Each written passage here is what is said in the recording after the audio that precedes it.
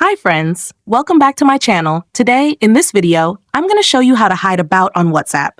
Please consider subscribing to my channel and liking this video. Let's get started, guys. Step 1. First, unlock your Nothing phone and open the WhatsApp application. Once inside, you'll see the main screen with your Chats menu. Step 2. Now look at the top right of your screen where you'll find 3 vertical dots. This is the menu icon. Tap on them. Step 3. Next, locate the Settings option and tap on it. Step 4. Now locate the Privacy option and tap on it.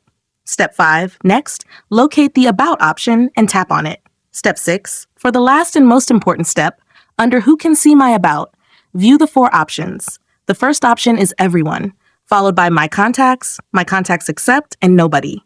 Select the Nobody option to hide your About instantly. If you found this tutorial helpful, don't forget to thumbs up this video and subscribe to my channel. Thanks for watching.